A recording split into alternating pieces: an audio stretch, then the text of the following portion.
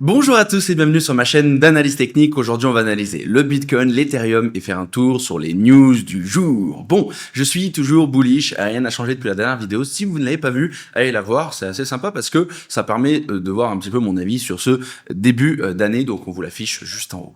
Ensuite, donc, qu'est-ce qu'il s'est passé depuis la dernière vidéo? Pas grand-chose, pas grand-chose. Pourquoi? Parce que le marché est en train de se poser des questions. Alors attention, ne paniquez pas, restez tranquille, restez tranquille. Il se pose des questions par rapport à la macroéconomie, on va en parler juste après. Est-ce qu'on va descendre les taux d'intérêt ou pas? Et de l'autre côté aussi par rapport à la géopolitique, et bien sûr avec Trump qui est en train de faire voilà des dingueries. On a vu ce qui s'est passé donc ces dernières semaines. On va en reparler tout à l'heure sur les news Twitter. Je reprends les news Twitter aujourd'hui. Donc bon, un coup de maître ou pas avec le Venezuela, ça c'est autre chose. Mais le point qui peut embêter un petit peu, parce qu'avec le Venezuela, tout est à pumper directement, c'est par rapport au Groenland. Est-ce qu'il va prendre le Groenland ou pas? S'il prend le Groenland, c'est bien pour lui, pour le contrôle par rapport à la Russie. Mais de l'autre côté, s'il prend le Groenland, le Danemark, eux, ils ne vont pas être contents. Et du coup, Danemark égale OTAN. Et du coup, ils ont dit, bon, mais voilà, si tu prends une part d'un pays de l'OTAN, derrière, qu'est-ce qui se passe? L'OTAN est censé attaquer.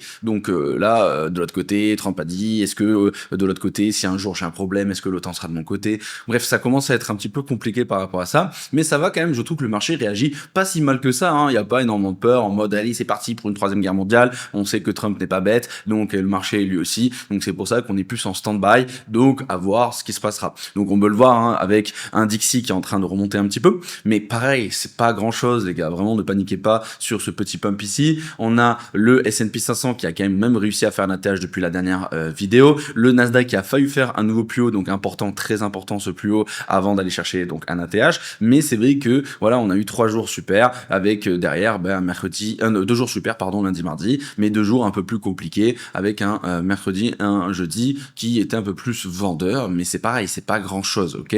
De l'autre côté, bien sûr, on a eu un Bitcoin qui s'est fait rejeter sur les 95 000 $, parce que bien sûr que le Bitcoin est lié à tout le reste du marché.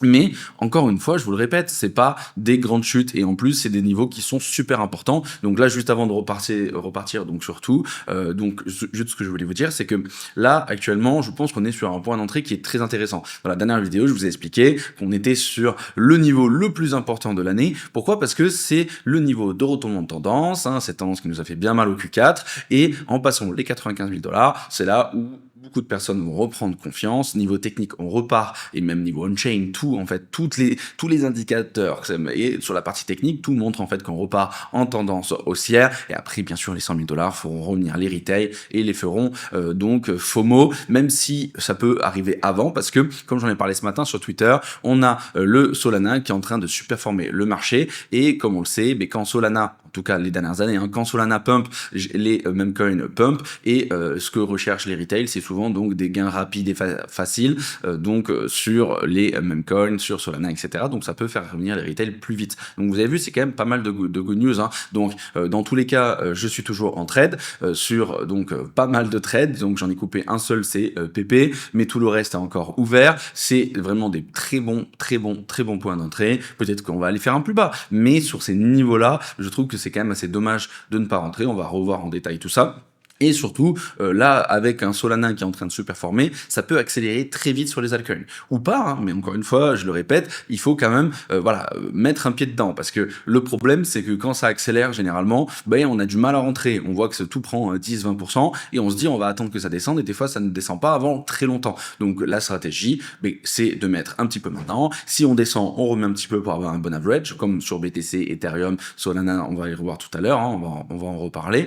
Et si ça remonte, tu remets aussi un petit billet, comme ça en fait ça te permet d'avoir une bonne moyenne, d'accord? Donc ça, pareil, ceux qui se demandent, moi je passe tous mes trades sur ZoomX. Donc vous allez sur internet, vous tapez ZoomX, Z-O-O-M-E-X, c'est là-bas où je trade, et ça fait maintenant plusieurs années, donc n'hésitez pas à aller faire un tour. En plus il n'y a pas de KYC, je sais que ça intéresse beaucoup de gens. Donc pour revenir sur donc les bases, donc le S&P 500 est vraiment très proche de faire un ATH, et le Nasdaq est très proche de valider une pattern super haussière. Vraiment c'est magnifique à niveau technique. Et donc je pense clairement que ça peut être décisif aujourd'hui. Pourquoi?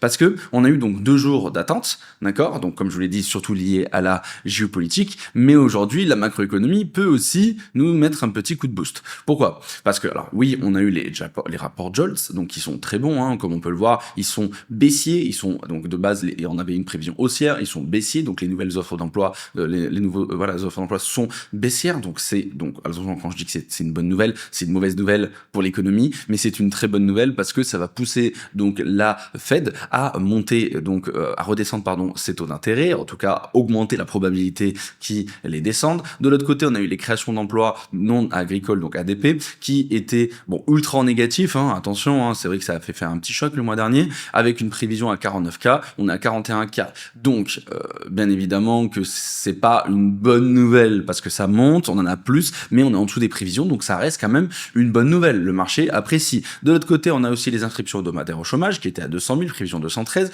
on est à 208. Oui, bien évidemment, on n'est pas en fait au-dessus, on n'est pas sur les prévisions ou au-dessus, mais il faut quand même garder dans l'idée qu'il y a plus d'inscriptions hebdomadaires au chômage. Donc c'est pareil, l'emploi se passe mal aux États-Unis, donc cela augmente la probabilité de baisser les taux d'intérêt. Et donc là, après aujourd'hui, on va avoir encore pas mal de news. Donc je vous l'ai dit en début de semaine, c'est vraiment la semaine de l'emploi, avec les créations d'emplois dans le secteur non agricole, on a les créations d'emplois dans le secteur privé non agricole, et surtout, en fait, le plus important parmi tout, c'est, boum, le chômage.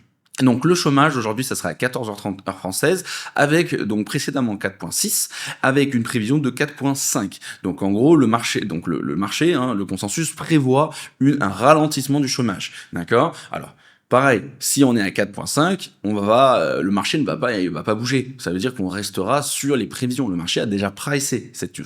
Donc ça veut dire que ce vendredi ne sera peut-être pas exceptionnel, d'accord? Il se passera pas grand chose. Par contre, si on est à 4.6, donc ça veut dire qu'on est au même niveau, et vu qu'on a eu les datas du chômage avant, je veux dire plein de datas liées au chômage qui vont dans notre sens, peut-être qu'on peut avoir une surprise et être à 4.6. Si on est à 4.6, voire même à 4.7, bon ça j'y crois pas trop, mais bon, on peut avoir des surprises. Bien évidemment que directement la probabilité de baisse de taux d'intérêt va augmenter, et de l'autre côté les risques vont aussi augmenter, donc c'est à surveiller. Donc ceux qui attendent en fait un chiffre ou attendre, on va dire, quelque chose pour rentrer en trade, mais au pire, vous attendez 14h30, les gars, comme ça, au moins, vous rentrez tranquille pour après, donc avant la session, ou vous pouvez même attendre début de session, c'est pas très grave, et ça risque d'être un super vendredi, donc un Magic Friday. Après, c'est pareil, c'est toujours des probabilités, est-ce que ça va se passer, ça va pas se passer, donc quand c'est comme ça, la stratégie, c'est de couper la poire en deux, vous faites pas chier, ok? Donc, ensuite aussi, on a eu, on est toujours donc très bas sur la probabilité de baisse de taux d'intérêt, donc tout le monde attend aujourd'hui tout simplement, hein. On a toujours une inflation qui descend fortement, donc ça c'est un très bon point. Ensuite, pour revenir sur BTC, donc là les gars, on a eu un magnifique rejet, hein, vraiment un magnifique rejet sur les 95 000 $. Dans tous les cas, c'est le niveau qu'on a travaillé ensemble la dernière fois, et on n'est pas les seuls à le travailler. Il est très très visible, je le répète encore, c'est le niveau qui va complètement valider le retournement de tendance donc baissière. Vous vous rappelez, donc on a eu cette belle trendline, on l'a cassée. Pour la survalider, il faut passer du coup au-dessus du dernier point qui nous a rejeté sur cette trendline, mais aussi par rapport à la tendance baissière juste niveau price action, hein, si on enlève tous les dessins, on regarde juste la chart. En gros, donc on était en train de faire des hauts de plus en plus bas, des bas de plus en plus bas, et là on est en train de faire des bas de plus en plus haut, et on est à 2 doigts de faire un haut plus haut que le précédent, d'accord? Donc c'est vraiment le point pivot que tout le monde attend. Donc c'est assez logique qu'il y a eu pas mal de ventes à ce niveau-là, pour deux choses. Premièrement, ceux qui ont voulu faire du trading court terme, qui ont acheté pendant cette montée, ils se sont dit probabilité de baisse ici, donc on vend ici, mais aussi il y en a beaucoup qui, donc comme je l'ai expliqué dans la dernière vidéo, qui attendaient un rebond du chat mort, un dead cat bounce, pour en fait sortir du marché. Donc en fait ils ont été un peu trop mains sur les 80, 85, ils se sont dit moi j'ai envie de sortir, donc ils sont sortis sur les 95. Donc voilà, il n'y a pas trop de surprises non plus, mais moi ce que j'aime beaucoup, c'est que donc on s'est fait rejeter, ok, mais on a vraiment un super support qui se forme sur les 90 000 $. Hein, on voit que c'était donc une belle résistance, hein, qui nous a bien embêté. Vous vous rappelez à chaque fois là quand on se faisait scammer là, c'était horrible. Et on voit que ça devient, donc c'était une résistance qui devient un support. Hein, donc les 90 $ pour l'instant sont tenus. On a eu le premier gap CME qui a été comblé. Il en reste un deuxième. Donc maintenant la question c'est, ok, est-ce que on va aller chercher le deuxième gap CME ou pas? Alors on va le savoir dans cette session, je pense. Hein, on va vraiment le savoir dans cette session. Mais moi, ce que je vous conseille, c'est encore une fois, là ça va être vraiment le conseil du jour, de couper la poire en deux, que ce soit sur Bitcoin, que ce soit sur Ethereum, Solana ou sur toutes les altcoins, tout est lié dans tous les cas. Donc si déjà premièrement ceux qui sont rentrés ici, d'accord, et que je vous ai dit quoi, donc couper la poire en deux ou même vous mettez 20%, après vous gardez le reste, donc 80% pour rentrer à plusieurs moments, et bien donc ici, donc bien évidemment que ceux qui ont écouté ce conseil, ben ici vous êtes bien contents parce que vous avez rechargé sur les 90 000 $, d'accord, donc ça vous fait une moyenne qui est intéressante. Et si vous en reste encore, bon, bah, le niveau c'est les 88 000 $, parce que c'est le prochain gap CME. Ceux qui sont déjà full rentrés comme moi, bah, c'est pas grave, Bon, moi ça fait un moment que je suis rentré. Mais ce que je voulais dire par là, c'est que on a du coup, dans tous les cas, en fait, plusieurs solutions. Et donc ça, vous allez le comprendre avec le temps. Vraiment, le trading, les gars, c'est du boulot, de l'expérience. Et un jour, comme ça, vous allez apprendre ces genres de réflexes. Parce que en fait, ici, là, bon, ben voilà, y en a plein qui ont dit oui, mais à chaque fois que tu dis un truc, là, ça descend. Là, j'avoue que je suis un peu le chat noir de cette fin d'année.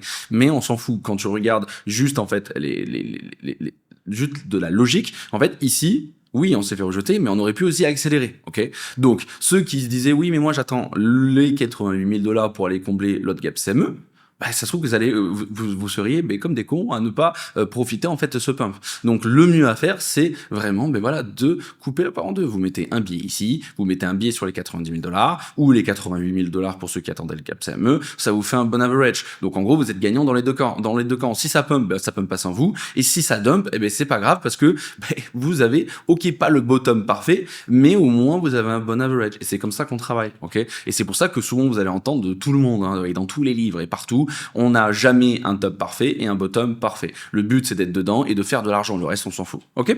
Donc, voilà pour ça. Donc, tous ceux qui sont pas encore rentrés, les gars, on est sur un niveau incroyable. Parce que les 90 000 $ sont super bien défendus pour le moment. Oui, on peut aller chercher les 88, mais dans tous les cas, vous avez une meilleure entrée que ceux qui sont rentrés à 100% sur les 95 000 $. Après, vous faites comme vous voulez. Moi, en tout cas, tous mes trades sont lancés sur ZoomX et on verra. Bonne chance. Hein. On verra si ça passe ou pas.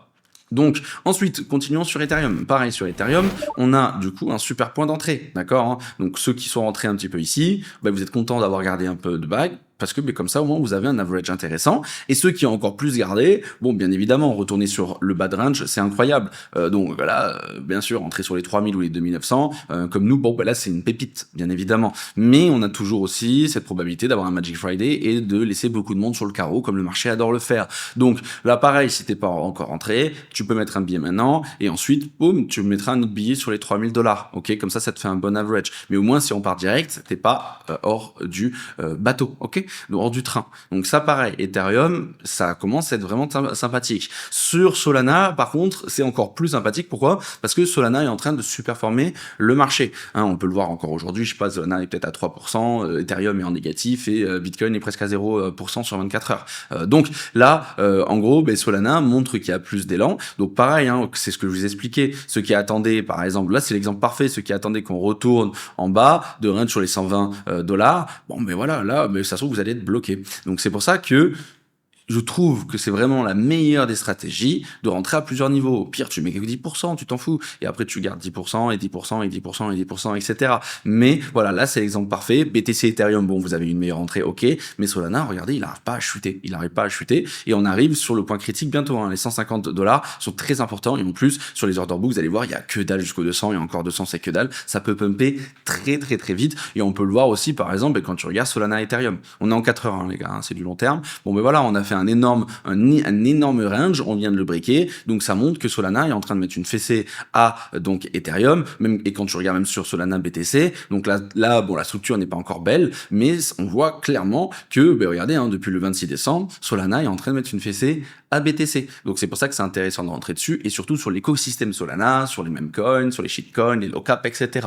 Donc après, voilà, c'est à vous de faire votre propre chasse, mais il y a des choses intéressantes qui sont en train de se passer, tous les jours on voit des grosses choses, ça fait longtemps, hein, ça fait plusieurs mois qu'on voyait pas des mecs qui faisaient autant de thunes aussi rapidement sur des mèmes, et vous allez voir que ça fait de la publicité, et ça va ramener qui? les retails pour notre plus grand plaisir. Ensuite, sur les altcoins en général, sur le Total 3, ça ressemble très très fortement à BTC. On a réussi à passer la neckline, on a réintégré. Maintenant, ben, il va falloir la passer clairement et la garder, et même que ça soit donc un support. Et après, comme ça, on pourra partir faire de nouveau plus haut. Hein. Donc là, vraiment, hein, c'est juste de la technique. Hein. Donc là, on a un premier rejet sur donc la neckline. Le but, c'est de la passer. Donc là, pour l'instant, donc le support, c'est les 90. Ensuite, il faut avoir le support des 95. Ensuite, les 100, ça sera une résistance. On le repasse, support, etc., etc., etc.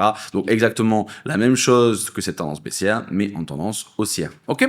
Donc voilà pour le global. Donc je reste bullish. Il suffit juste d'être patient. Dans tous les cas, voilà, c'est pas une question de si, c'est une question de quand ça pètera. Ensuite, donc sur les ETF, on voit, hein, donc là, belle déception, on peut le dire. Un début d'année incroyable avec, donc là, dans la dernière vidéo, je vous disais 700 ou 800 millions, mais en fait, ça avait pas été mis à jour. On a dépassé les 1,1 milliard de dollars en 2 jours. Hein, c'est quand même énorme en ce début d'année, mais pratiquement tout ce qui a été injecté, donc en inflow, a été ressorti, donc en outflow. Donc ça prouve que tout simplement il y a encore de l'indécision, il manque quelque chose, et ce quelque chose, c'est de briquer les 95 000 $, voire les 100 000 $. Ça a été pareil sur Solana, ça a été beaucoup moins violent que sur BTC, et Ethereum, pardon, je peut-être dit Solana, et Solana, ça se passe aussi très très bien. Ensuite, niveau Open Interest, donc sur BTC, regardez, on voit que l'intérêt reste. Donc en gros, sur le spot, peut-être qu'il y a eu un peu plus de panique, mais sur la partie trading, en vrai, ça se passe pas si mal. Hein. Et vous allez voir que ça se passe mieux que ce que vous pensez. Et j'en ai parlé ce matin sur Twitter, et je suis vraiment ultra bullish. Donc toujours de l'intérêt qui remonte petit à petit. Ethereum s'est redescendu un petit peu, mais on reste quand même sur un plus haut. Et sur Solana, par contre, lui, il fait que monter. Donc voilà, il y a une petite mini chute, quoi. Mais on voit que la tendance est en train de repartir à la hausse. Donc ça montre encore une fois que Solana a plus d'intérêt. Et maintenant, il faut regarder qu'est-ce qui se passe. Ok, donc il y a de l'intérêt, mais en long ou en short. Et là, c'est là où il y a la très bonne nouvelle. Regardez, on est pratiquement à zéro sur le Bitcoin. Donc ça veut dire quoi? Ça veut dire qu'il y a pratiquement autant de short que de long. C'est assez lunaire, on est quand même au-dessus des 90 000 $, et là, il y a autant de long que de short. On parle quand même du Bitcoin. Et ça, c'est un très très bon point, surtout qu'en plus, c'est pareil, donc sur Ethereum, c'est pareil. Sur les altcoins, hein, c'est exactement pareil. Mais surtout, en fait, ce qui est intéressant, c'est que, regardez, on a eu donc 300 millions de dollars de liquidation de long en 24 heures sur cette petite chute, hein, en passant donc juste en dessous des 90 000 $. Donc en fait, ça veut dire quoi? Ça veut dire que tous les traders, gamblers ou hyper agressifs qui sont rentrés en fait sur ce petit pump et qui ont mis en fait leur stop loss sous les 90 000 $ se sont fait sortir. Et là, si ça se passe comme ça, en mode, on fait un pump, on vient sortir tous les traders, gamblers un peu trop agressifs qui ont posé leur stop loss trop proche en fait du prix, on les sort. On repart à la hausse, on refait ça sur les 95, sur les 100 000, etc. Ça serait vraiment une masterclass. Donc le train est complètement vide, et on peut le voir où, même regardez sur Binance, c'est le plus gros, on est carrément repassé en négatif dans la nuit, les gars. On est passé en négatif, donc ça veut dire que dans la nuit, il y avait plus de shorters que de longues. Et ça, c'est bien, parce que regardez les dernières fois que ça s'est passé, donc c'était, regardez, le 3 janvier, regardez après, bon, il y a eu un peu de vente ici, mais dans la globalité, on voit qu'il y a eu un pump. Ensuite, pareil ici, le 5 janvier, hein, donc là, on repasse, regardez, on repasse en négatif, on pump. Bon, malheureusement, après, ça n'a pas tenu, mais on voit qu'en fait, à chaque fois qu'on passe en négatif, regardez, hein, de toute façon, c'est simple, hein, on a comment ça s'appelle, les fundings qui descendent, boum, le prix qui monte, ok? On a ici les fundings qui descendent, le prix qui monte. Bon, il y a eu un pic, et après, ça s'est mal passé sur les stocks, malheureusement. Ensuite, regardez, pareil, on a les fundings, donc là, ici, qui redescendent, boum, on a le prix qui repump, ok? Donc maintenant, il faut garder cette dynamique. Donc après, c'est vrai que rentrer de suite maintenant, ça donne pas très envie à cause, donc bien évidemment, de l'OBV, hein, qui n'est pas magnifique comme il était dans la dernière vidéo que je vous ai montré, mais ça reste un setup qui reste quand même assez intéressant. Donc vous avez vu, hein, donc je suis pas en mode actuellement en très court terme, c'est incroyable, mais en gros, je sais que ça peut redevenir incroyable en quelques minutes. Donc c'est pour ça que c'est mieux d'avoir une vision moyen terme. Et c'est pour ça que moi, je fais que des swings. En tout cas, depuis cette fin d'année. Pourquoi? Parce que quand j'étais en début d'année, allez, c'est bon, ça scalpait. En milieu d'année, j'étais plus dans du day trading. Et en fin d'année, j'étais plus sur du swing. En fait, ça dépend de comment je me sens et comment je ressens en fait le marché. Et donc quand je vois le marché comme là qui est un peu indécis, je suis obligé de faire des swings. Je laisse, dans tous les cas j'ai mes convictions, je sais que ça payera à un moment donné. Mais par contre c'est vrai que quand vous allez voir que je suis en mode ultra bullish, là à ce moment-là je vais plus faire du scalp, je vais plutôt essayer de trouver des petites pépites à droite à gauche et on va s'amuser. Donc là vous voyez que oui c'est pas parfait, donc c'est pour ça qu'à la place de rentrer à 100%, je conseille à chaque fois tu mets des petits billets et après comme ça te met un bon average et dans tous les cas ça finira par monter. Ok. Ensuite sur Ethereum de l'autre côté, on a l'open interest qui a pris une grande claque, vraiment une grande claque. Donc il y a eu bien évidemment énormément de prise de profit, mais il y a eu aussi beaucoup de liquidation. On est en train de poser un petit bottom ici. Pareil sur donc l'OBV, il donne pas très envie de rentrer maintenant, mais comme je vous l'ai dit, oui c'est sûr que ça donnera plus envie de rentrer sur les $3000, mais faites attention à pas louper le train. Ensuite sur Solana, lui par contre là on est pratiquement sur un nouveau plus haut sur du coup les open interest. On a un OBV qui est incroyable, on a même des fundings qui sont en train de descendre actuellement quand je fais cette vidéo alors que c'est en train de pumper. Regardez, ça pump ici, ok, les fundings montent, mais ça continue de pump pendant que les fundings descendent.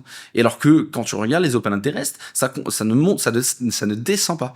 Donc ça veut dire quoi? Tout simplement que il y a donc pas mal de longs peut-être qui ont pris leur profit, mais surtout il y a beaucoup de shorts qui sont rentrés en fait sur cette partie ici. Et c'est là où en fait c'est hyper intéressant. Et c'est là où en fait ça peut faire des short squeeze. Donc il va falloir faire un nouveau plus haut et après aller chercher les $200.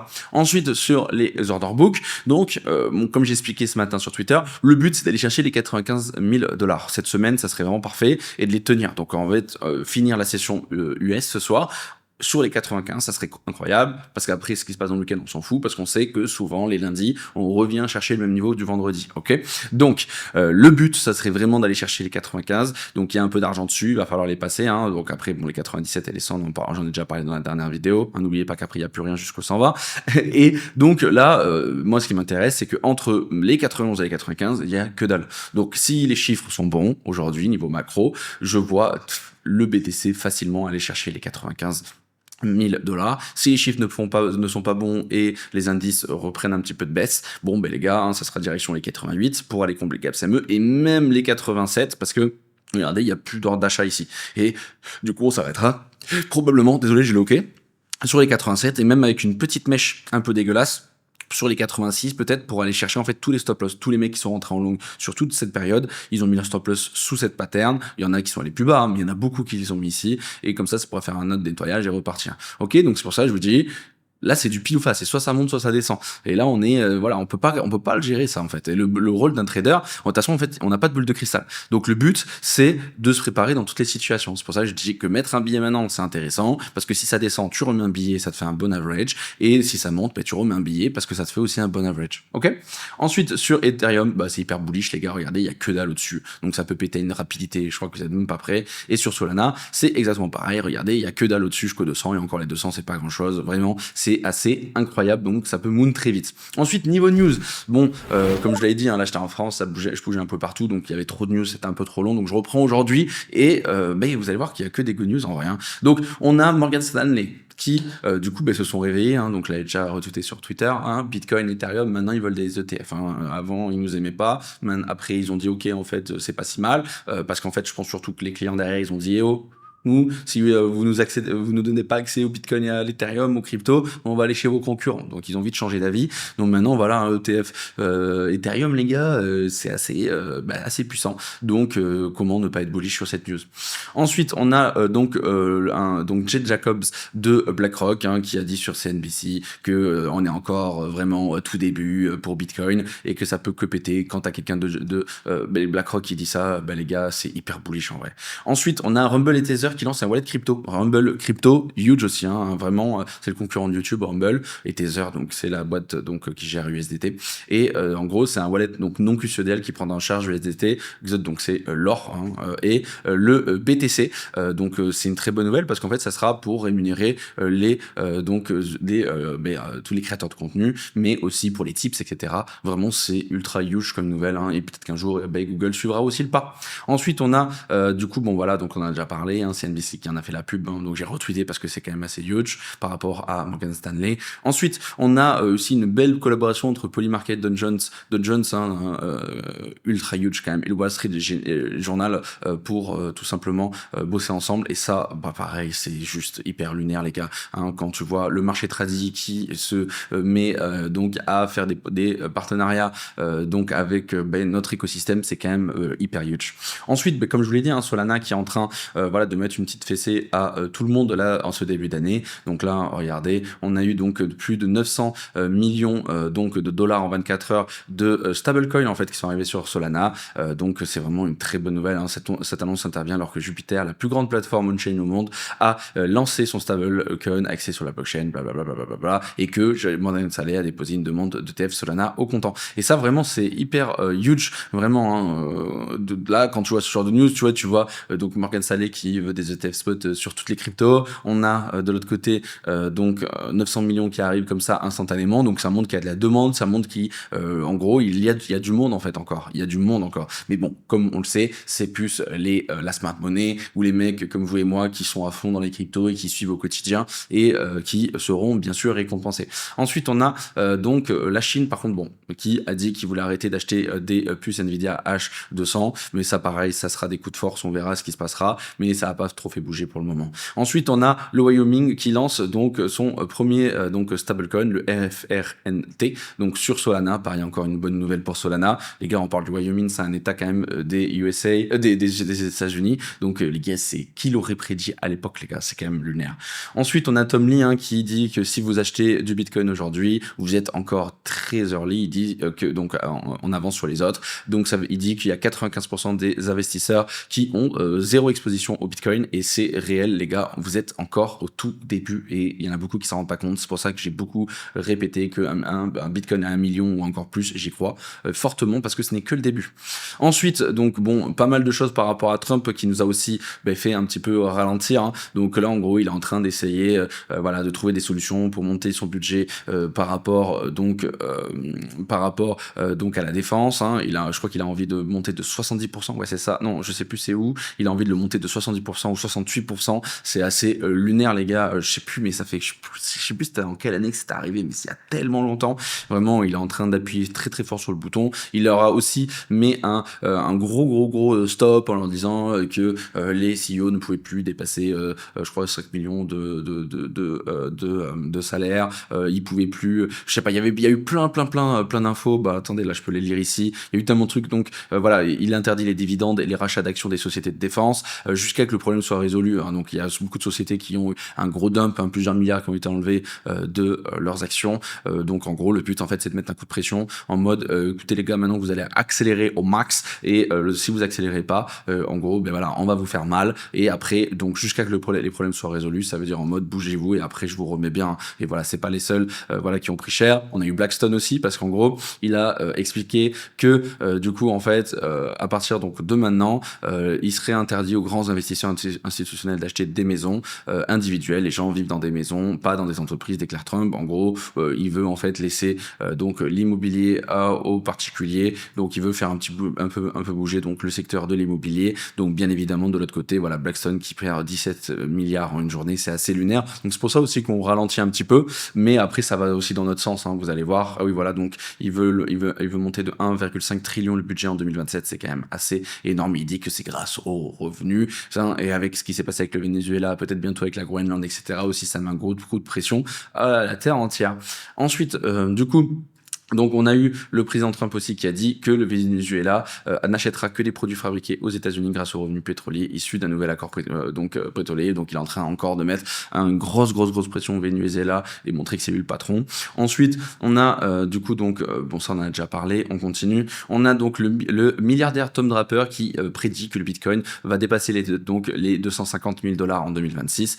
Donc parce qu'il y aura une adoption mainstream qui va accélérer. Donc voilà, quand les milliardaires parlent, je préfère les écouter que le tonton d'à côté. Ensuite, la Citibank, eux aussi, qui prévoit un Bitcoin à 189 000 $ en 2026. Bon, je pense qu'un milliardaire peut se permettre un peu plus de dire une dinguerie comme ça. Pour lui, de 250 000, c'est ok.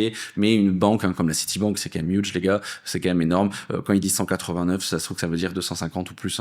Donc, juste, ils veulent pas voilà, y aller trop fort. De l'autre côté, on a donc la très bullish encore, la Floride qui fait passer donc sa loi sur la stratégie donc de Bitcoin, la réserve de Bitcoin pour 2026. Et en gros, en fait, le but, c'est d'allouer donc 10% des fonds publics pour acheter du Bitcoin. C'est une dinguerie, je sais pas si vous vous rendez compte. Ensuite, on a le secrétaire au Trésor Bessent qui remet un coup de pression à la Fed pour leur dire de baisser les taux d'intérêt. On a eu aussi Trump qui a parlé ce matin en disant ou hier soir, je sais plus, en disant qu'il a déjà en tête donc le remplaçant de Jerome Powell, mais que personne ne le sait, il en a parlé à personne. Donc la pression à Powell, le pauvre. Ensuite, encore, voilà, Trump qui met ses petits coups de pression en disant qu'il est prêt à donner entre 10 000 et 100 000 $ aux habitants du Groenland pour en fait les faire passer tout simplement dans son camp. Ça, c'est assez huge. Ensuite, on a le Salvador qui a mis donc un super, comment on appelle ça, présentoir, comment il s'appelle ça, un monument, du coup dans le plus grand aéroport du pays. Et regardez, il y a marqué quoi? Welcome to Bitcoin country. Donc ça veut dire bienvenue dans